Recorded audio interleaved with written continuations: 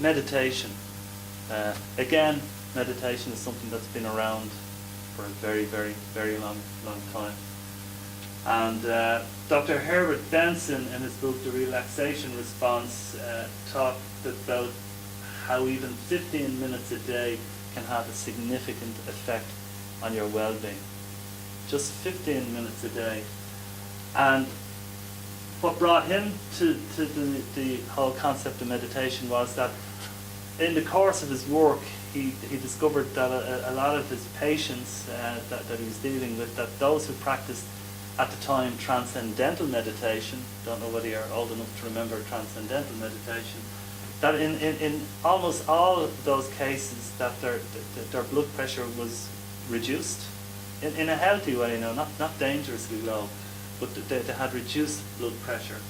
And from that then, he decided then that he developed his own meditation, which he calls the relaxation response. Again, it's something you will find readily and easily on the internet. If you Google Herbert Benson relaxation response, you get that simple meditation. But whether it's Herbert Benson or anybody else, or whether it's transcendental meditation, it's taking the 15 minutes time out. That's the important thing.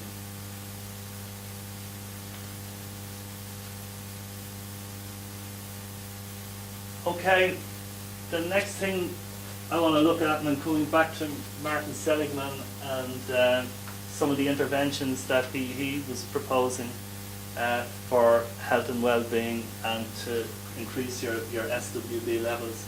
And so what I'm putting up here now would be from the field of positive psychology. And the first one up and it's a relatively simple thing to do, and that would be random acts of kindness. The groups that he worked with, he would have challenged them to engage in 3 random acts of kindness each day for a month, 31 days. And again, he would be measuring the SWBs before and after. And in nearly all cases, again, their sense of well-being was significantly increased. So, and you're not talking about, huge random acts of kindness. It might be something as simple as if you're driving, let the person who's been kind of cheating in the bus lane and needs to get out, to actually let them back out to avoid a policeman 100 yards down. Anything at all, just to do. And any time we do something nice for another human being, we do.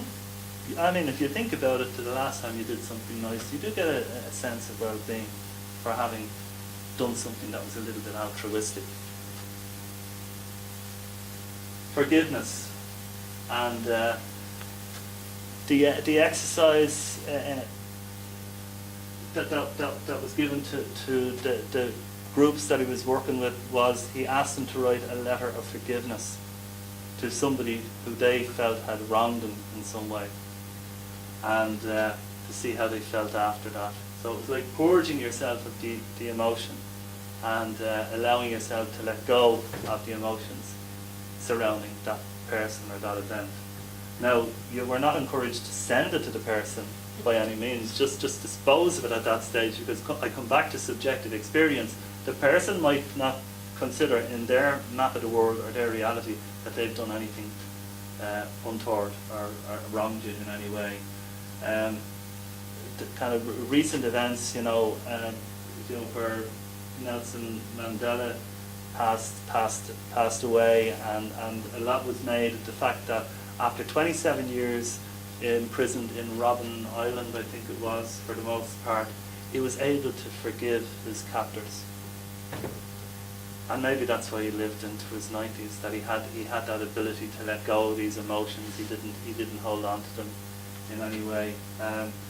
We're on the anniversary right now of the Boston Marathon bombings, and there's a program on the other night about some of the survivors. So fatalities were quite small.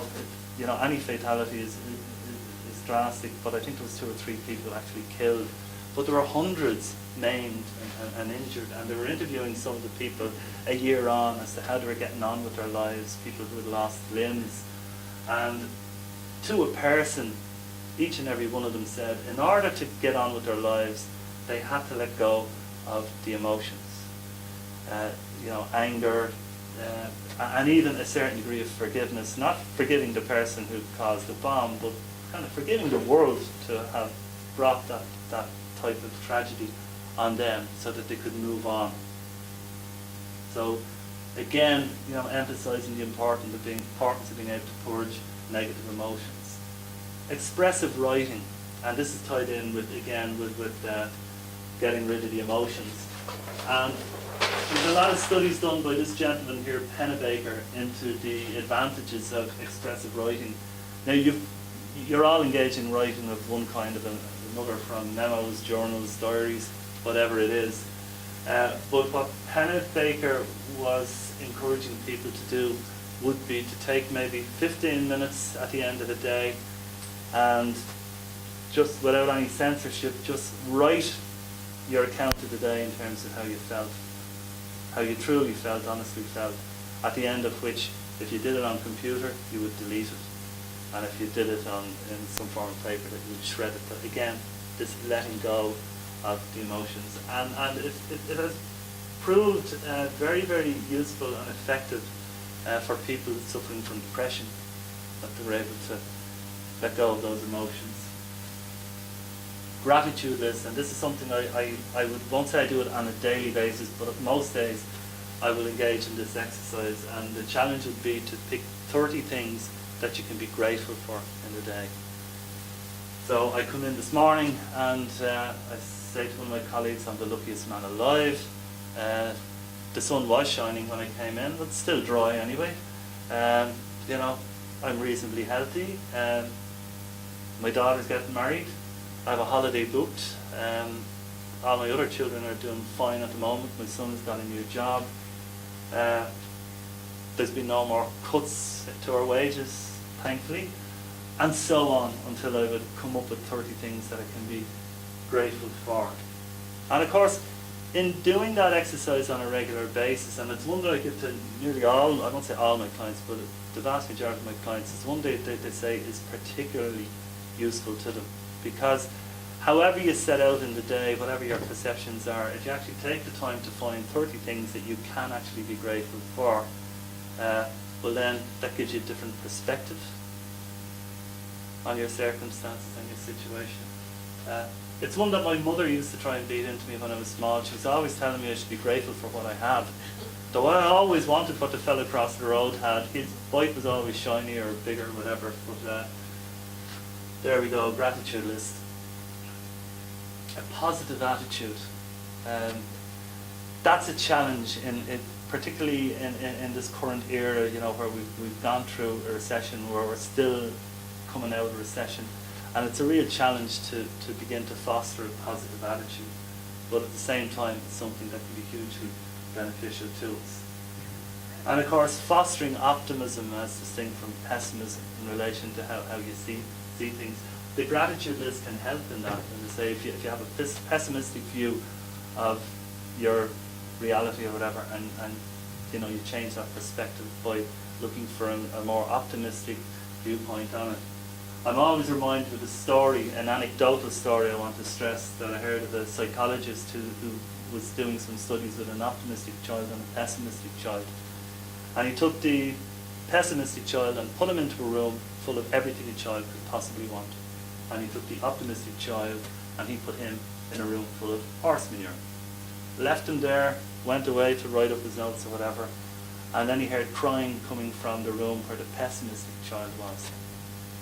And he went along and he opened the door and the child was crying, and he said, "What's the matter?" And the child was saying, "Oh look, if I eat all that jelly and ice cream in here, I'll be sick, I'll end up in hospital, and those computer games will quickly go out of date. And if I got up on that rocking horse and played on it too much, I could fall and injure myself." So that was his perception of being in a room full of everything the child could want. He went to the other room and the child was laughing, singing, very, very happy, and he was in the middle of all the horse manure and he was clearing it away to the four corners of the room. And the psychologist asked him, "What are you so happy about?" And he said, "Well," he said, "with this much horse manure, there has to be a pony somewhere." So he was really fostering optimism in the situation, and I mean, you need to be asking yourself the question yourself, when you find yourself in the horse manure, can you take the time to be a little bit optimistic about the possibilities of your situation? And then the last one then is focus and build on your strengths.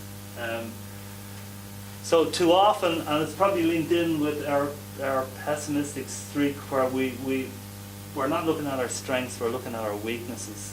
And in order to improve on any of our weaknesses, the things that we need to be using to do that would be to work on your strengths first. So building on your character strengths initially can actually assist you then in, you know, challenging yourself in the things that you might not be so strong at.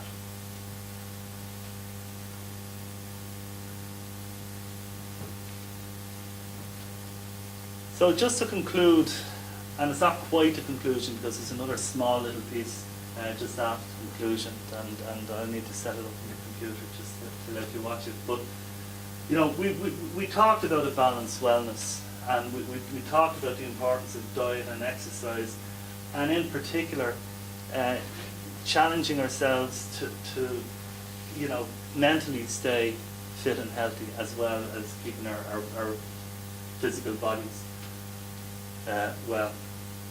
However, and here's the thing, and do bear in mind, and I come back to what I read out from Seligman, that all of the things that he was suggesting to help us develop and flourish are scientifically and empirically proven to be effective. So they work, first and foremost. So I have a press at home, or I should say we, the family, have a press at home in the kitchen. And residing in that press, the last time I looked, was a food processor, a toasted sandwich maker, an electric knife, a juice maker, a couple of other JML products that I can't even, whose names I can think of. There was a coffee making machine, one of those things that makes the froth on the coffee. And all of these things have not been out of that press in a very, very long time.